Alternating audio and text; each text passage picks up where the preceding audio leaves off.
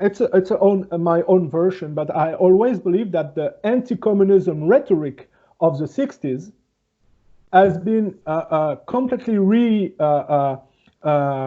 oriented in the nowadays anti-Russian rhetoric. This is the continuation. But as you see, in the 60s, it was the extreme right wing, and now it's the leftists, basically the Democrat and the people from the other side.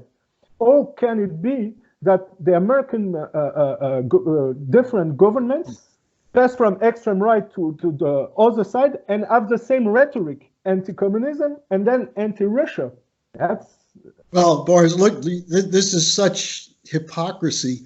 I look at my own political development during the 60s, where as a Democrat, I was very much opposed to the McCarthyite tendencies, the anti-communist excuse for war, but also opposition to the intelligence community, especially the FBI.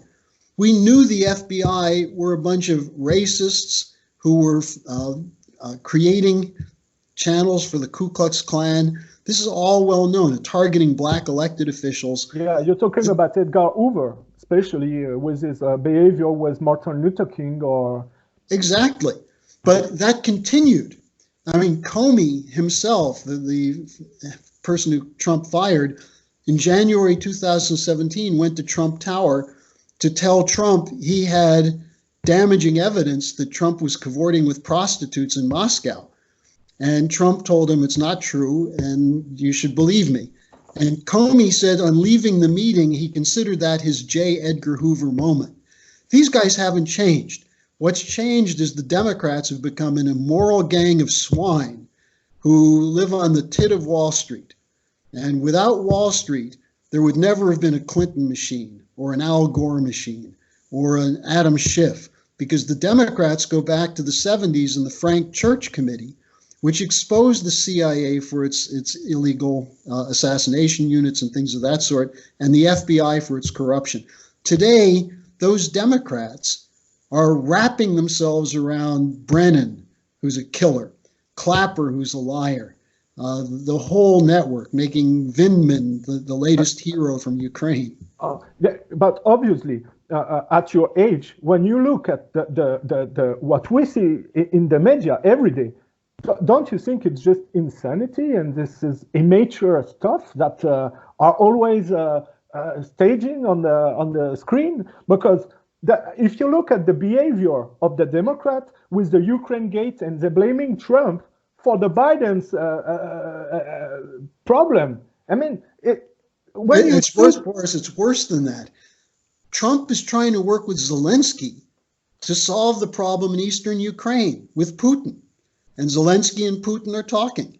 And the Democrats, by what they're doing, are weakening Zelensky in favor of the neo-Nazis and the militia units in Ukraine. So, when I look at it, it is hard to believe, but I look at it from the standpoint of Orwell's 1984. What was the issue there? Rewriting history, changing history. So now Putin, who initially was seen as someone who was fighting to defend Russia from the predators that were brought in by Yeltsin in the post-communist era, Putin is now the gangster, the high-level KGB operative. I mean, he wasn't that high level. He was stationed in Dresden in a minor office while he was with the KGB. But what Putin represents is exactly what Trump sees, the need for leaders who fight for their people. And what Trump said is, look, where we have common interests, we can talk. Where we disagree, we can talk.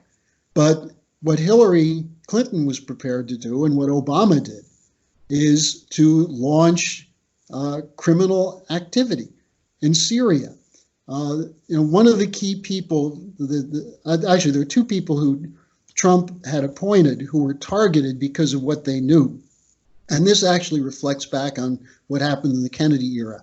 But you had Paul Manafort, who understood the situation in Ukraine. And they framed him up with a phony issue of a black ledger that claimed he was getting all this illegal money. And this is part of the Ukraine Gate story. The other one was Lieutenant General Michael Flynn, when he was the head of the Defense Intelligence Agency, he compiled a report of CIA and other operatives of the US government smuggling arms to the jihadists in Syria. And for that, he was fired by Obama. So when he came to Trump, this was their worst nightmare. They were going to have Manafort, who understood the role of Biden and others in destroying Ukraine, and they would have had Flynn, who knew the role of the United States in supporting the terrorists. So what do? They get Mueller to target Flynn and Manafort, frame them up, FBI sting operations, working together with the British, the Ukrainians, the Australians, and the Italians, and get them out. And then they figured they could beat down Trump and get him to submit. They actually figured that Trump wouldn't win the election in the first place. So we're dealing with these criminal enterprises inside the intelligence community that have this inherent belief that we must have conflict in the world. This is why I bring up Orwell.